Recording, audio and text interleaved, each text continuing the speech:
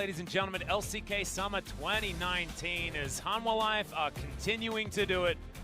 I'm not entirely sure how to even comprehend what is happening right now. This sort of about face in ability towards the end of a season like this is just weird.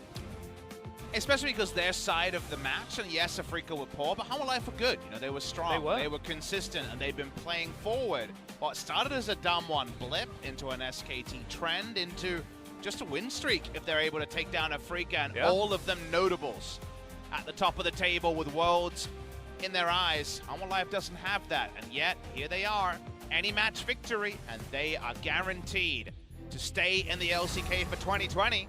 And I'm going to be a greedy man and say that's what I want now at this point. I want to see Hanwha Life stick around because they're building to something, even if it's too late for it to be the top of the table. Yep, they're looking to 2020, but that's where the vision gets clearer, Papa Smithy. That is going to be the year. We'll see whether it's the year of Hanwha Life as we get into game number 2. One thing I do want to talk to you guys about is the fact that if Hanwha is going to win here, Afreeca Freecs, their struggles are going to begin, but SKT are in the clear. They've guaranteed playoffs with a victory for Hanwha at this moment. Doesn't have to be a 2-0. We could be here for a long time from now. However, just needs to be a Hanwha victory, and SKT are secure. SKT's win streak means their game score, despite being at 10 match wins alongside Gen G and Afreeca. So if there's a loss here, it doesn't matter what the margin is, because SKT can't move down in game score, which is our second tiebreaker in Korea. It is match score, i.e. amount of best of 3 wins, into game score, which is best of 1 wins compared to best of 1 losses, then it's head-to-head. So second tiebreaker will be broken by SKT, and thus they are auto into playoffs and likely to be 4th, actually, unless Gen G can get that match victory and SKT can't beat Sandbox. But for today, we'll zoom in. Doing it again. Another target ban here as the Talia remains off the menu, and they say, well, we'll deal with the Azir if you want to roll it back. Which Afreeca is going to stand up today? Will the real Afreeca Freecs please stand up? And I'm not even clear as to exactly which of the Afreecas that have shown themselves in 2019 that will be. Seems like it's going to begin with a red side salvo, and it's going to be the Lucian, which has been played by, I believe, 3 of their players over the course of this year. Yep, and it is going to be locked in by aiming after it was banned in game number 1. So haven't locked in the Yuumi just yet, but Hanwha Life, they could take that one away if they want to. Of course, Kiin, a notable Enchanter player, if they'd like to play it. Deny the bullet hell. The Aatrox, once again, going to be in the hands of Kiin, but you could imagine that SoHwan's only feeling happier to see that because he dealt with it very effectively on his Renekton in game number 1.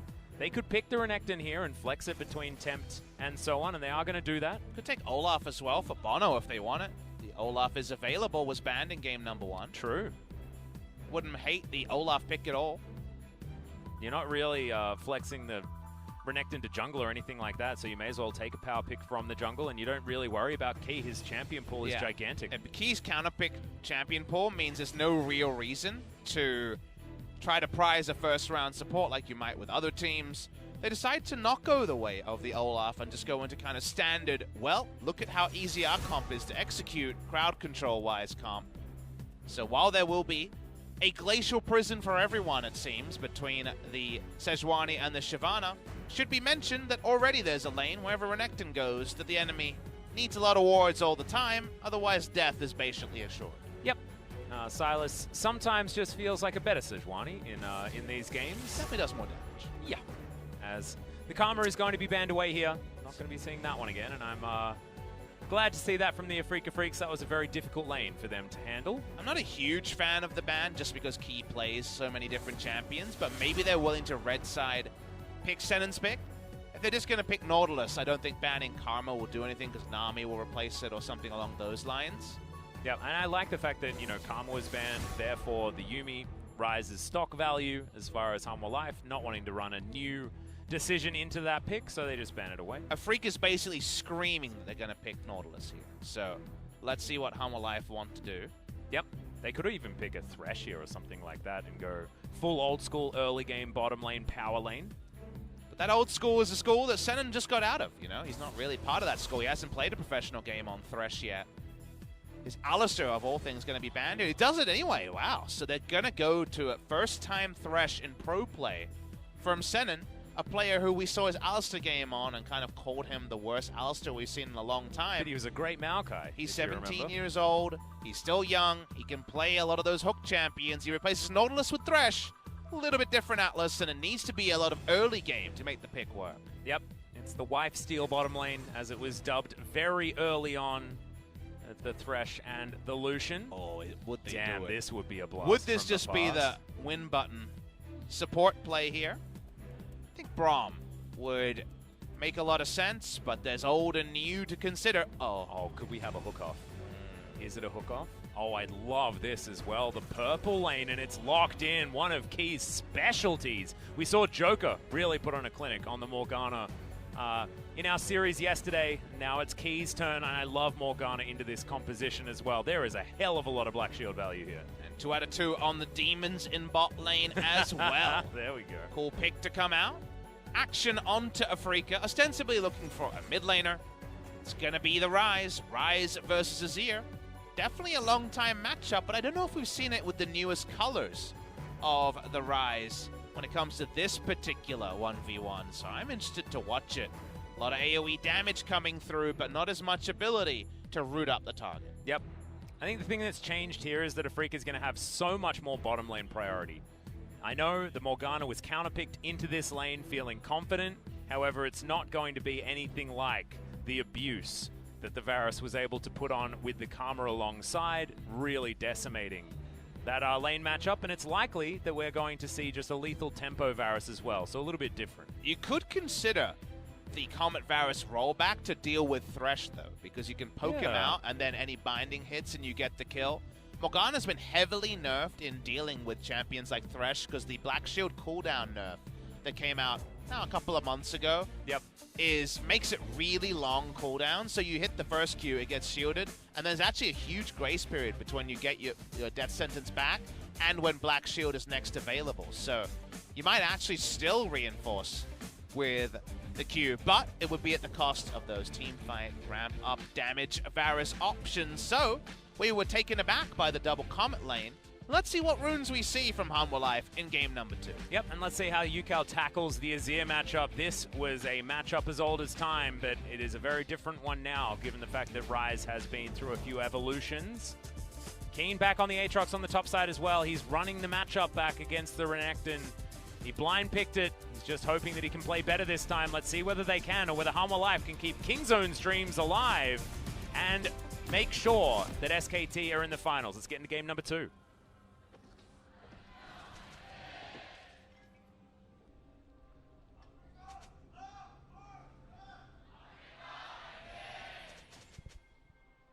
Afreeca fans sounding a little bit quizzical, as you could understand, after their Game 1 performance. Hopefully those sillies have been shaken out, though, and they can find themselves in a refreshed scenario here in this game. But it is very difficult to come back after a game where a team has looked that incredibly disconnected, because that doesn't do good things for morale. And I just don't know how a 15-minute break between the two games is going to be enough time to really mentally reset, especially when this is our youngest roster in the LCK. Actually the youngest average age roster in the world, at 18 and 3 months, I believe. So they are very, very young players, as we always talk about. And those are, you know, the sort of minds that are malleable and potentially can do a lot of work with coaching. And Nofe is someone we respect from multiple iterations of his career. Yeah.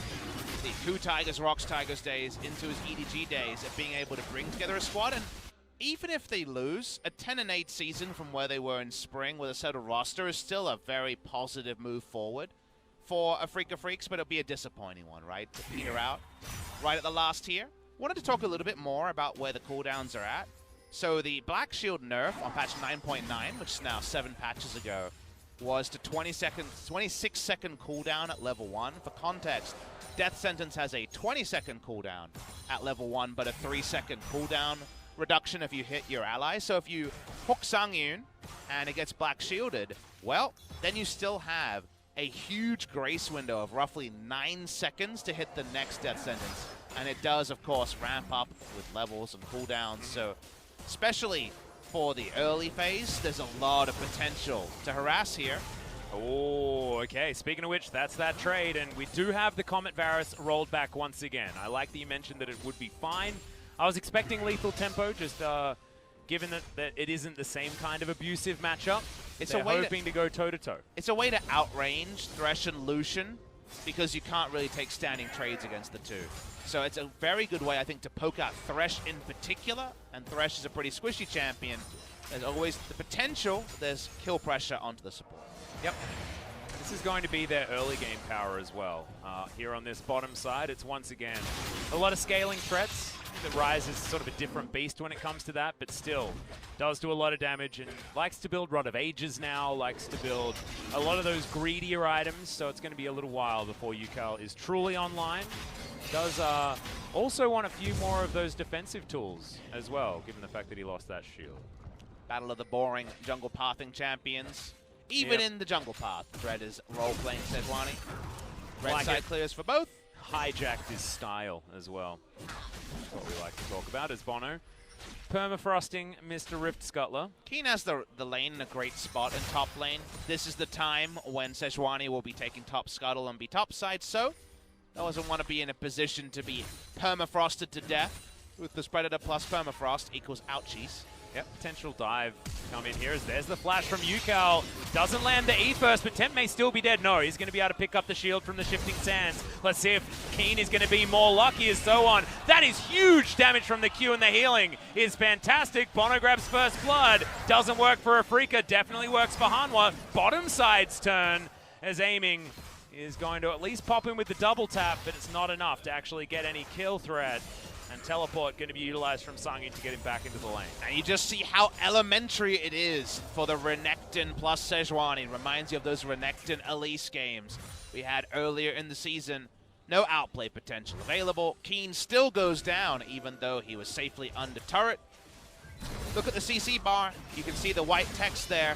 It never really elapses. Nope, there weren't too many opportunities for Kiin to get too much down there. Plus, if he did manage to, I don't know, buffer a flash or something, spam it to get out of there, it's likely that he's just going to die anyway. So that is going to be SoHwan once again with a lead. This Croc just can't stop winning when it's in the hands of this gentleman.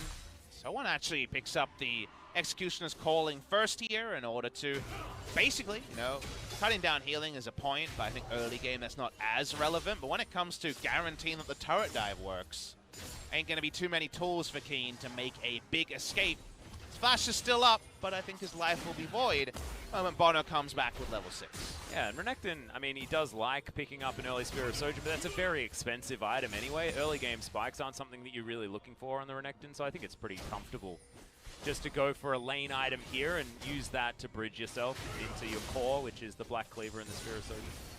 And we'll see if Afreeca actually finds someone to tank SoHwan ults, because at the end of the day, Ryze is most likely to go. The most popular build recently is full AP on this Ryze. Rod of Ages, so a bit of health, but no Doinby-esque items were built on a lot of our recent Ryzes, so there's a lot of kind of combat bruisers, but not necessarily frontline tanks on the side of Afreeca as Ucal face checks. Yep, Dread is going to be here though. Abducts over the wall. The Abscond is going to land. Tempt trying to get in here in time. Aftershock is now down as they're looking for Ucal. He gets pushed off. His Realm Warp into the open arms of the bottom lane of Hanwha Live. Gets over the wall with the Blast Cone, but he's in enemy territory as bonO's going to find him. Tempt ends up locking down the kill though, and now Dread into the back line. Tries to take the lantern, has to use it. He's going to get out, but that is 2 kills now for Hanwha. He tried to flash on top of the lantern ride, did not get any value out of that as far as I can tell. So, given all of that, the kill goes the way of Hanwha Life again. bonO did a lot of damage to open, and his passive was of mega value. Yeah, just gigantic. I loved the Emperor's Divide though. Looked like it missed, but it just denied any exit as in goes the Afreeca Freecs with so much damage onto Senan. bonO's going to go down first though. Teleport invested here from Ucal. Using that, I believe, just to get back after that the mid lane shenanigans. Not being able to get that kill onto Senan is really important, and Afreeca Freecs should be able to transition into an Infernal Drake worth so much more than it looked at first glance. bonO dead, this seems inevitable. Able to send 4 members over to the Infernal. And needless from bonO, he didn't need to be as aggressive as this SoHwan, trying to find multiple successful ganks before ultimate. Pays the ultimate price in the Infernal, the insult upon injury. Yep. So that is going to be locked down. Information given as to Dread's whereabouts is something at least, as we're going to have a look at the first replay first. See how this all started. A lot of damage early, and I think you're on point with this Tempt ult because it misses, right? It doesn't actually hit the enemy, but it also serves a very important way here, because the only way to try to get back in there was to flash over. I don't even know if his flash was up on Ucal, so his death was pretty inevitable as it went on. Dread didn't die, but watch Kiin here, tries to flash on top of it. Yeah, if you've already buffered the movement command, like, you're not stopping. Need to control ward that one, and probably didn't have a control ward up. Yep. And this was actually less about bonO here. He actually ends up being caught in a lane spot that was coming through. Basically, Hanwha's lane spacing was a bit too optimistic given the scenario, so my apologies to bonO, but he is a sacrificial piggy. Yeah, he was flay death sentenced and didn't really have very much of an opportunity to play League of Legends in that moment in time. And he was counter-ganking rather than ganking. That context was lost on me a little bit there. That's all right. Context of this series is probably lost on most.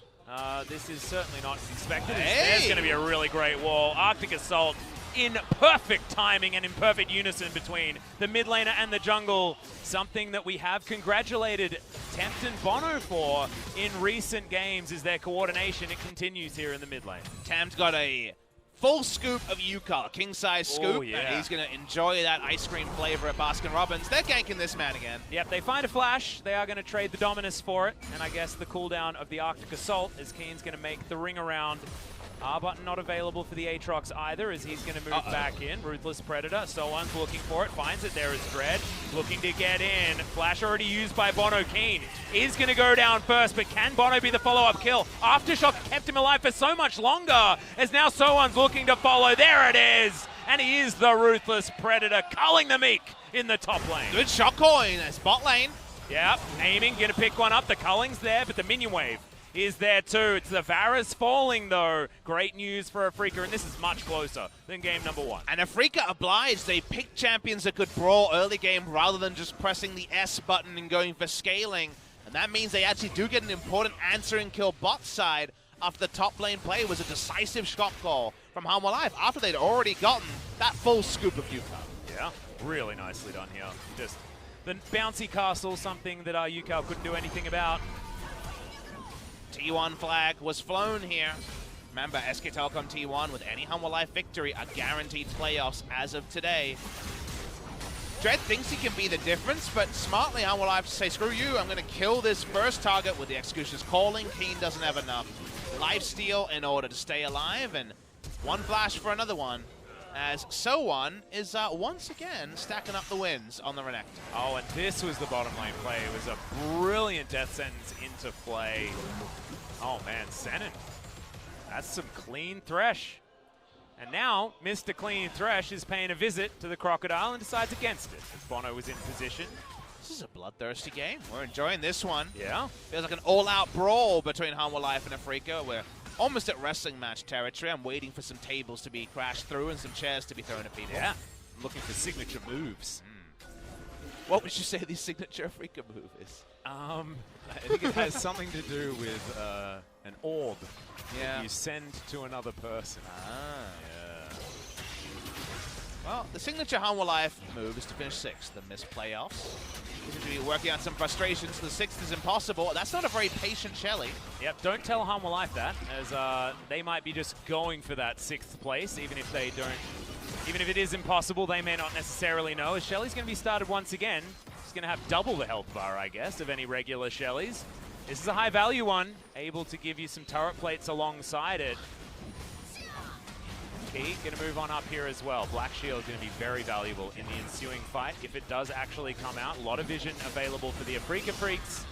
Hanwha with a bit as well. Another teleport going to be invested. Can it actually be some huge 4-man Empress Divide? That is Tempt dictating the pace of this game. Dread finds himself in the backline. Senan throws out a lantern, saves Dread's life, but Shelly should be taken. Hanwha haven't suffered a casualty yet, and that's going to continue to be the fact. Tempt following after Dread, and the Sand Soldiers unrelenting onto this Sylas. He's in enemy territory, lands the abscond, and is able to take down the Azir, but he'll suffer his life for the cost. All right, Hanwha Life winning the fight, but at least Dread able to get something back. A 1 for 4, though, for Afreeca, and importantly, it was possible because sangyoon interrupted Kiin's teleport with just the chains of corruption. He was on point in game number 1, but this one was pivotal. Great flank TP spot from Kiin, but he was too close. I could only judge it on the minimap, but I was looking at the minimap as well. I didn't know whether or not he was doing it. You must have seen the cooldown. I could tell from the spot that he was too close to be able to finish the channel. And sangyoon takes the option. Everyone had teleport. Here it is, and yep, Kiin was Oh, he wasn't in the brush. No, I know. Oh, but there was a control ward in both brushes. Okay, and a lane ward. Yeah. He wasn't teleporting. No, he just wasn't going to get out. And that's 4 people. Yep. I gotta say, Tempt deserves to be taken for some ice cream after this one, even if they lose. Yep. That's not dividing by 0. That is pretty damn good. As Ucal at least gets a bit of AoE damage, gives us a sign of what could be to come. Now Afreeca going to pick up the aggro on this Drake. Possibly going to be going for a 50-50 as it's going to releash after healing back some of its health. And Hanwha Life desperate for this Dragon to actually go back into the pit and calm down so they can establish position. It is going to be the 50-50. Oh. It's taken by Kiin, of all people. The culling onto bonO, but he's pretty tanky, as now SoHwan will kill Senan. But they'll trade it double Infernal now for the Afreeca Freecs, and they only have to give away their Thresh. Playing with fire adage is very clear when it comes to what the Infernals can mean with Afreeca Freecs comp, and yet Hanwha Life will use the time and say, well, that sucks, but let's get ourselves an outer mid lane turret. I don't think Afreeca would do well to try to defend this too heartily, but with Ucal walking up, they may attempt it. Yep, Chains of Corruption pretty good to hijack as well as he throws it out, does find the Morgana, who's the Dark Binding is going to go slightly wide. But the poke damage is still going to be there. SoHwan not wanting to bite off more than he can chew, as he's looking to be found. Scoreline not necessarily suggesting it. He's got a 450 bounty on top of that 404. Impressive stuff for the Crocodiles. We have a look at this Dragon fight once again. 38 health, and then of all people, I believe Aatrox just kind of incidentally killed it. Yeah. It wasn't even the sniper W. He just happened to get it. That was kind of happenstance. If the eulogy was written for that particular Drake, it would be not the most interesting read. Yeah. A sharp turn at the end. It's not going to feel very respectful. No. The sacrifice of that Drake was apparently not as worshipped as it should have been. However, HLE will soon be unleashed on the map. It's post 14 minutes, but Hanwha Life already have close to standing gold in mid and bot. Both turrets are around 20% or less health. We'll see where HLE will be parked. There are actually no outer turrets down yet in 15 minutes. Yeah, weird one. Looks like bonO's going to utilize the HLE back timing to at least get back one more time before he parks her in one of these lanes. And outer turret mid lane looks to be on the order, unless we're just going to farm out the jungle once again. Is still with a fair bit of duration on that Eye of the Herald. Kiin doesn't want to go bot, because if you look at the items, it's just, oh boy. Yeah. It's a bit of CDR versus a lot of everything between the two. Here's the total gold, and he's a poor man, is Kiin. Yeah, but the crocodile is about the richest crocodile ever. All right. It's a crocodile that's learned how to shed his skin and then sell it himself as handbags. I mean, that's, yeah, it's a lot more ethical than the other way. Yeah. Certainly a big problem. That said, I don't know how I feel about sentient Crocs. It's not, I don't like Crocs the footwear. I don't like sentient Crocs either. I don't know. I like the fact that they're dinosaurs. That's true. That's fun. That makes me, from my childhood, very happy. Well, I could see you as a big dinosaur fan. I was a huge dinosaur fan. Really, really into it. I've got a story about it, but it's not appropriate. I'm not going to be able to talk about it. As we're going to be pushing here in this mid lane, Dread with a Glacial Prison. Certainly the optimal choice, the reason why you picked this champion. But he's unable to do anything by himself. Rise up towards top. That minion wave crashing, and he's going to shove that towards the turret himself. But this is a Hanwha Life that are playing more proactively. They've found themselves in a 4,000 gold lead despite the Drake disadvantage. And this is an interesting one to sort of calculate here on the side of the Afreeca Freecs versus Hanwha Life based on, this is a big lead, pretty big lead for 17 minutes. Yeah. But the Afreeca Freecs do have some really great Drakes, as there's an Emperor's Divide. Tempt starting this fight off. Not quite with the backup coming quite in time as Dread does get into the Realm Warp, but is it going to be enough? They should be able to take the turret at least, as Shelly is going to be taken out of the back pocket of the SoHwan and will be charging against this outer turret top lane. SoHwan's going to get all the local gold as well, continuing that snowball, but no kills. You had to get very wordless at the end there because nobody died. There was a lot of inaction after all, and actually Shelly was wasted because the turret was at 20% HP and it's going to die before the next charge. So that was the best move ever from Hanwha Life, and I guess Kiin was quite happy that he got free time bot side. Didn't need to use his teleport either, so Hanwha Life, even though that hasn't hurt their gold lead, it certainly won't help to extend it. We'll see if Afreeca can find some way to farm up. Maybe not for that long, given that in 40 seconds, Mountain Drake is there to fight him. Yep, sangyoon going to be clearing out minions. He's only got the Ghost Blade as his first item. I believe Ingenious Hunter has been picked up as well. As the secondary runes, didn't check on that one, I'm sorry guys, as it was brought up earlier. sangyoon just hasn't shopped in a while. I wonder how close he is to his second Dirk item. Yeah, might actually have a fair bit of gold that he's sitting on. I'm going to guess 1,600 gold at least. It might be over 2,000. Probably wants to go grab this local gold, but they're actually going to put the money into Tempt, who does have his Nashal's Tooth done. Looking for item number 2. He's going to be very strong as Hanwha are going to move on over and take the Mountain Drake. They're going to sacrifice their outer turret mid lane to do it. It's risky because there must be quite a lot of unspent gold. sangyoon's actually way behind in items compared to aim. Oh yeah, aiming is ahead as far as farm is concerned, but yeah, not that far ahead. As Afreeca Freecs setting themselves up. That's a high-value piercing arrow as there's the ult. Aiming immediately is going to cleanse it, though, as SoHwan looking for the backline. Doesn't use too much.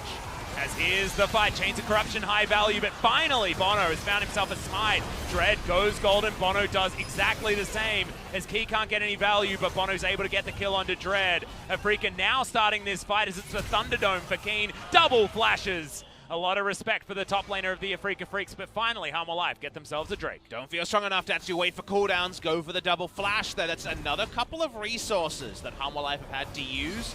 And the summation of it is a Mountain Drake. Another Dirk picked up from there, not strong enough to buy another incomplete item. We watch the replay here. SoHwan was in a good TP spot to open, but Hanwha Life really had to problem solve to get a Mountain Drake, and it was close. It was real close. I think if that Chains of Corruption didn't get that much high value, it stunned almost everyone. In that particular fight, it would have been a very different story, so props to sangyoon there. But he's completely out of mana now, and if a Varus is out of mana, it's very different when he's the lethality variety. We'll have to find out what our sangyoon just said there. Often, the things that sangyoon says are the ones worth translating. Stuff sangyoon says would be a great Twitter. Oh yeah, that would be a great show. 2020 thoughts. Let's see whether we can make that one happen. Hey, our budget's probably going up next year. Let's get all the shows made, baby. Yeah. Who would be the best LCK star as the co-host of a cooking show? Ooh. Do you know, purely because of the LCK castle, I think it has to be Cloud Templar. Okay, I could see it. Yeah. And he has to be wearing an apron. That'd be a pretty good public service thing to teach young Korean men and people around the world kind of some of those staple cooking tricks that you need. Yep. I just think he's got that Ready Steady Cook vibe. Did you watch Ready Steady Cook? Once or twice. I'm not a buff of it by any means. I just think that you know, Cloud Templar was he's got that level of flamboyancy that he can have access to. You know, he's that level of actor. I like him for that role. bonO leaping around to try to clear up the Baron pit here. Hanwha Life don't have a fantastic Baron taking team because that's not what good old lethality Varus is all about. Azir's good at it, but they started anyway. With a Mountain Drake, they're saying, okay, we got some good pick turn. This is something where Afreeca should actually take a deep breath. Unlikely Hanwha Life will try to finish this one, so they should have a lot of time here. Well, Dread is going to grab the ultimate. We've got a teleport out of Kiin as now Hanwha, they want to take this fight. Realm Warp right into the back of the pit, but the stun is going to come forward. Renekton is the one that takes the Baron somehow, but Kiin found himself in the pit. Emperor's Divide is decent, but it's only onto Dread, and Azir will be falling down, and now we've got that Thunderdome scenario immediately. Everyone exiting. Blast Cone is good as sangyoon finds himself 1v1 against Kiin. Not a position he wants to do. Barons are alive. Run, as sangyoon's trying to get out. He's fast. Yeah. Ucal finds the right position, and the Varus is going to die. Very lucky for Hanwha, there's a crocodile with some purple buffs. I have no idea why Hanwha tried to rush the Baron. In that scenario, they have not the fastest Baron. If that was a lethality Varus, maybe. But like, what is your exit strategy here when you're getting surrounded by the enemy team? And then it's an ultra crapshoot Baron if you watch it. Now, Dread is interrupted, doesn't get in the pit, but he gets to 121 health. SoHwan killed the Baron trying to kill Senan. Yeah. Oh, God. Why do so many good things this series and then do that Baron? Yeah. Maybe that's why they're in 8th spot. Well, I mean, there has to be a reason.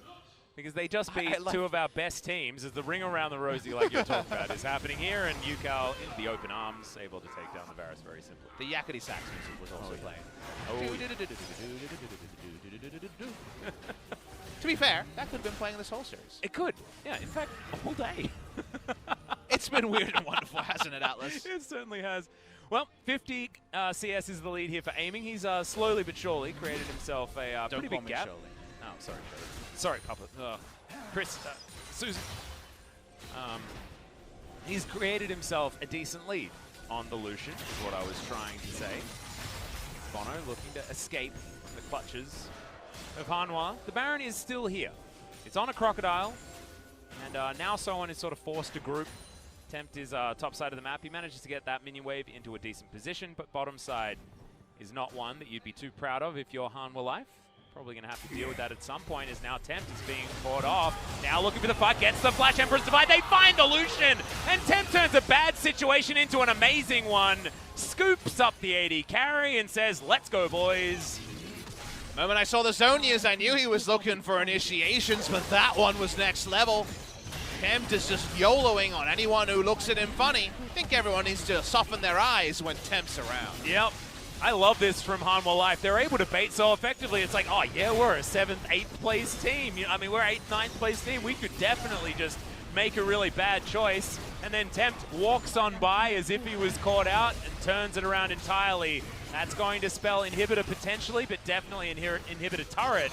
As in they go, they find the piercing arrow. Senan not going to get stunned up, and that is a very golden man in the middle of the fight. But Dread is going to be taken down after that moment.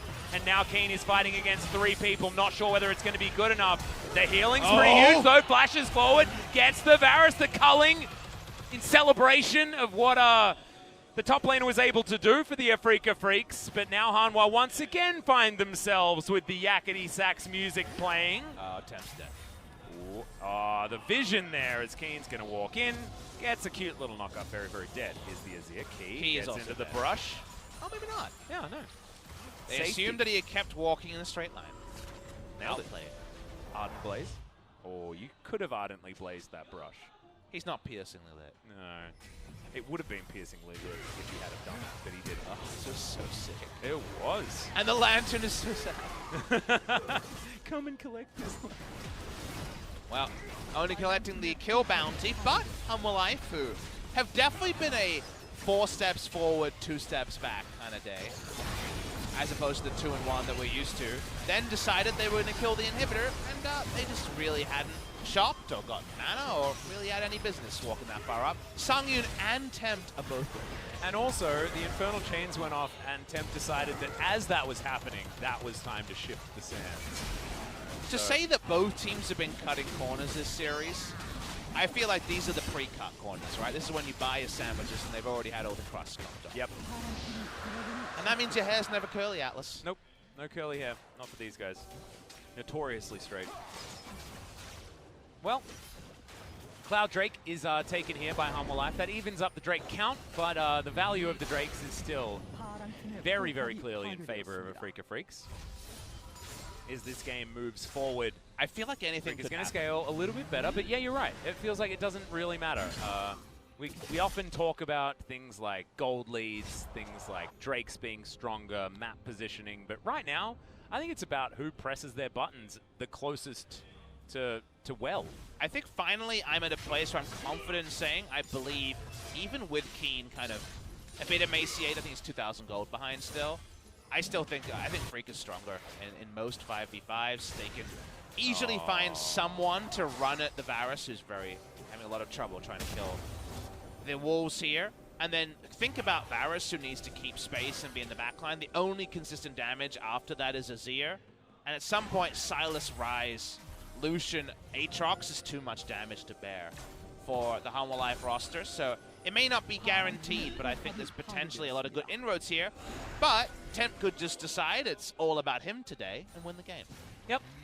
I mean, Tempt is the consistent damage, right? I mean, sangyoon, now that he's played lethality, he's not consistent damage. But it's hard to do consistent damage when he's also decided he's the initiator. Yeah, there's a lot of, yeah. This is not the same, like, if you look at any other team playing this composition, it would be a very different Azir Varus that you'd be having your eyes on. sangyoon has blue this time. In fact, 2 blue buffs on Hanwha Life is really important. They were both on that inhibitor push. That was one of the reasons it was such an anemic push from Hanwha Life. They don't know where Dread is. He's got Sedge ult. He's going to throw it, but he's going to whiff it entirely. Senan taking a fair bit of damage, aiming with the culling, but it goes all the way onto the SoHwan. It's a trade of whiffs here between Afreeca and Hanwha. What does it smell like then, Atlas? I don't know. It's whiffy. As Tempt looking for Kiin, not the Wi-Fi variety. Signal strength not great. No, I've noticed. Yeah. Ooh, that's a blindy. That's pretty good. sangyoon signal strength, as long as it's not an R button. His Q button signal strength is hella good. Get on that band of the Wi-Fi router, you know? Hanwha Life has been predicting a lot of different spots, even though they're pretty expected. I do like how accurate they've been with poking down Brush. Yep. Now, I hope they don't run a Baron again. Their Baron is not good. He was thinking about it. He's like, dang, I can't tank it. I'm on a Morgana. You're not wrong, mate. Steric's Gauge is done here for Kiin. He's built that one first before the Death's Dance even comes in. So you thought the healing earlier was crazy. It was, and it's only going to get worse. Knight's Vow Stoneplate now done for bonO, who actually has 6 out of the team's 16 kills. So yeah, he's a big boy. So one of the reasons that Varus is very low damage. Amusingly, Morgana definitely doesn't want to use Ardent Sensor on Varus. Would much prefer to use it on Azir. Yeah, I feel like Knight's Vow probably going to be used onto Azir as well. And it is. So it's good to know who your carry is. It's going to be Tempt. He's looking for an old school Rabbidan's Death Cap. If you guys remember back to how it used to be built. It's just got as much flat AP as you can possibly find. His Death Cap void stuff in some order, you would imagine. Banshee Veil. Morellan not completed yet, Papa, as we're searching for it one more time, and Tempt is going to grab it. Culling flies out, but takes the Lantern. That's going to mean half of the culling does absolutely nothing. Hanwha Life, they do have the option to make that play yet again. I mean, Tempt only used an E in order to get there. An ult's going to whiff yet again, though, and that's a hook landing onto the Crocodile. Senan explodes in the front line as Redemption does so much healing. Chains of Corruption was hijacked, though. Gets a lot of value as Tempt goes golden with his Zhonya's and has to get out of there. The Varus once again in a horrible position as SoHwan just looking to be the sacrificial lamb as Key gets knocked up, but does have a Dark Binding in order to stave off the Aatrox. And now Afreeca Freecs, I think you're right, Papa Smithy. They're going to move towards the Baron, and it looks like their supremacy has finally found itself this game. Exactly. They're able to just get in there, and no one from Hanwha Life can peel in the way you need when these items are done. Afreeca going to turn on Baron. They've been waiting for one of these. Should be comfortably the first Baron of the series, I believe, for the Afreeca Freecs. Yep. They're going to be able to take that one down against the flow of play. That's going to even out the gold count a heck of a lot. And now got 3.5 minutes to make something happen on the side of the Afreeca Freecs. See this again. It was a decent Q landed from the Varus, but ultimate whiffs from bonO. And you thought after this moment that maybe there was an opportunity, but SoHwan couldn't be in the backline causing a ruckus. And that means that Afreeca has free access to everyone else. And it was our numbers game, right? I talked about how there were 4 people who had their damage online. And there's just no counterplay to that. Varus can't be at safe space from everyone and doing consistent damage. Blue buff had well worn off. By that moment, there is that Void Staff for Tempt. I think all of his heroics are going to be in vain. At this point, gold is equal, but the scaling unequal, and the Infernal Drakes tipping into the way of the Afreeca Freecs. Not to mention the fact that Tempt probably should be pressing his ultimate button during a team fight. Wasn't able to find his R in the last time around. He was posturing for an engage, then he realized that it was all-out retreat, so not going to hold it against him, but you're right. If Varus isn't ulting, the team is losing. Yep. And, sorry. Yeah, the Azir, if Azir isn't ulting, then the team is losing. And he's currently ahead by a fair bit. I mean, 3-3 and 10. considerable score line. You can see 3,000 gold is the lead for the Azir, but if you can't translate that gold into anything meaningful, this is what's going to happen. That gold graph is going to go up until it plummets all the way down. And this is not one of those games where you look at the compositions and say, oh, Afreeca Freecs scaling is heck good. I mean, even though it is against a Renekton and things like that, the thing that's tipping it over in the scaling department is those two Infernal Drakes that are making it so hard for Hanwha Life to find enough stats to combat this team. It is the disparity between Lethality Varus and regular Varus in team fights kind of doubling down, because you just look at Afreeca and there's respect to Kiin, Dread, Ucal, and aiming for damage. Meanwhile, it's really just Tempt, to a lesser degree, SoHwan and sangyoon on the side of Hanwha Life. So the amount of threats, when they can all get their core items on, and while they're not tanks, Stasis, Overshield, GA, Sterix, like there's a lot of temporary tankiness there. The moment it became a 50,000 plus gold game, it gets a lot easier for Afreeca to teamfight, because it's a lot more forgiving than earlier, where you make the wrong move, get Chains of Corruption, and just kill. And also, Kiin has himself the Guardian Angel now completed, so he's back to being old Aatrox. Given that item, oh good. So we're reviving. I mean, you know what else is reviving? Afreeca Freecs' hopes of playoffs, because they need to win this match desperately. Do Afreeca, final match of the season for them. Flash in. Yeah, flash play is going to come down there as Tempt is able to shift sands to get out. Ultimate's going to land onto bonO. He's pretty tanky though as Redemption. Will be keeping them topped up. Attempted engagement from Afreeca is thwarted, but they're still able to keep up the pressure with this Baron. Aiming, tries to get the poke damage, but takes a land to get to safety. Play further up now on the low range carry, but still not able to get any work done on this turret, as Aiming is at least able to get that auto attack with the rapid fire cannon. See, these inhibitor turrets are actually pretty healthy. All right, Chains of Corruption, Senan immediately going to cancel that one out. Dread, he's able to get in there. The rest of the team able to take down the turret in the mid lane, but immediately they're erecting a Sun turret. Hanwha Life going to be able to at least keep their inhibitors alive. Which means there may be one more scene of the crime for Hanwha Life to try to problem solve their way out of. A pretty tricky point in the game. Can they leverage SoHwan and Tempt's power? Can we see sangyoon getting the important connections? Probably just with ultimate here, but no inhibitor going down means that there's potential. And also look at the timers, Atlas, top left and top right of the screen.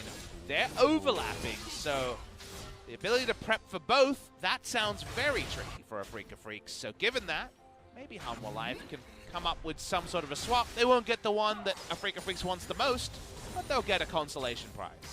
Yeah, I feel like Afreeca Freecs, though, if they manage to get the Elder Drake, it's going to mean a lot. So Afreeca can move over, take the Baron, and then probably be okay with Hanwha being better at killing turrets and moving a bit quicker. But if Hanwha are letting Afreeca get a 2 Infernal Drake Elder, that's going to be a much bigger deal. So onus on Hanwha to make a play here in order to stop that impossible decision. Smartest way to do this is to make it all about the Baron as both of them spawn, and then find a way for aiming to solo down the Elder Dragon, while the rest of Hanwha Life are fighting for Baron. Right now, we look at the inventories. There's 2 control wards available to place at the southern and northernmost entrances to the Baron River. Afreeca for now, making it all about Baron, but they seem to be most interested in that objective alone. Yep. 54 seconds until that one comes in. Hijack on the Chains of Corruption, as sangyoon does have at least the ability to Yomu's his way out of there. And Ravenous Deathcap done here for Tempt. Ucal is also mirroring that on the other side. The full AP rise is certainly doing a heck of a lot of damage. And no one has really any magic resist apart from a Mikhail's and a QSS. So maybe, just maybe, the god tier Tempt play can still be a match winner, despite the fact that Afreeca seem to control most of the futures this game is likely to go in. Yep. Afreeca need to recognize the fact that that is basically the only way that they lose, so saving flashes for that ultimate, probably a good idea. Being said, if Hanwha can catch him at the right spot, could be good news here as Aiming's going to move on over. Ardent Blaze not going to find the target. That doesn't really matter. Kiin's found the flank. Gets into the backline, looks for the knockups. Kiin is going to look for the stun, but he's not going to quite get there. bonO not able to get out, but the redemption is huge. Finally, the ultimate comes down from Tempt, and it is Senan that's fallen. sangyoon gets out of the way of Aiming, and he hits the ward. Oh no! The Elder Drake has been started. We're looking for a reset here as SoHwan is over the wall, and he can't press Q fast enough. Dread takes down the Crocodile. Kiin might have his Guardian Angel popped from a very angry Elder Drake. As the ward comes in, teleports go down, but it's not fast enough. Afreeca Freecs take the Elder. They'll get a reset and set up for Baron. A 1-for-1 overall, but nicely done by Dread, who saw through a ward that was placed a long time ago in that tri-brush. The SoHwan was waiting, surprised him with the burst damage, took him down.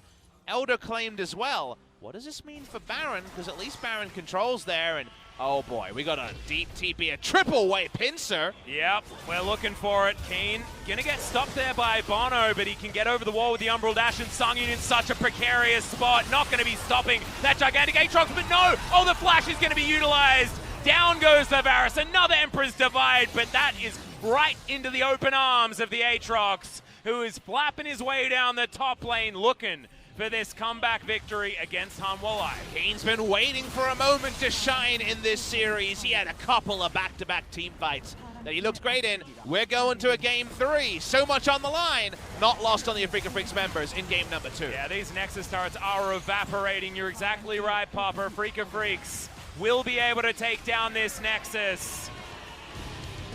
Oh man, remember, their race is against Gen G in order to get themselves further up these standings. This is their last match. Maybe then hoping for a 2-1 at worst. At best, after this particular game, if they're able to take down this one in their names against Hanwha, who looked good early in game number 2, as well as being able to win game number 1. Afreeca clawing it back. Oh man, it's gone the distance, but this has been a roller coaster ride of a series so far. And there's still so much to be decided in the roller coaster ride that is LCK Summer 2019. Gen G don't play till the final day of the season. And if we do see the victory here, their calculations will be interesting because that will be after SKT and Afreeca have played their games. If it's a 2-1 victory, in this case, for Afreeca Freecs, the only way for Gen G to match, because they entered at the same game score, will be a 2-1 of their own. If it was a 2-1 of their own, there'd be a tiebreaker played after all the games, Atlas. So still so many what-ifs with how the season will end. Yep. Just gigantic stuff. Wow. Hanwha, it looked like they were theoretically going to be able to do it, but in the end, the Afreeca Freecs did find a way. They did make the smart decisions. Feels like NoFace said the right things. After a disaster of a game number 1, I had a feeling it was going to be a short night, Papa, because it was a really dicey experience for the Afreeca Freecs, but good to see that their hunger comes back and they're able to at least bring us to a deciding game. And NoFace made it simpler. This is not the ultra scaling draft. Sivir out, Lucian in. It's very, very different identity, right? Yep. Credit to Senan, who had a very good Thresh game overall on a pick that definitely polarizes when it comes to good Thresh games and bad Thresh games. There ain't too much in between. Oh, yeah. Nicely done from him. And honestly, game 3 could be anything. You know, right? This really could be a roll of the dice on both sides. And I hope a super play decides Afreeca versus Hanwha. I want to see a Ucal Kiana. That's what I want moving into this one. Lava's played it a couple of times as well. We haven't seen one from Tempt. Certainly some options there, so maybe we could be terror shaping on this map. That's going to be my request. I think I've requested it almost every time you've asked my opinion. On a key pick, I just like the new ones. And we'll see whether Hanwha can stick with it with a different mid lane perspective. We're going the distance tonight, guys. Stick around after the break. Game number 3.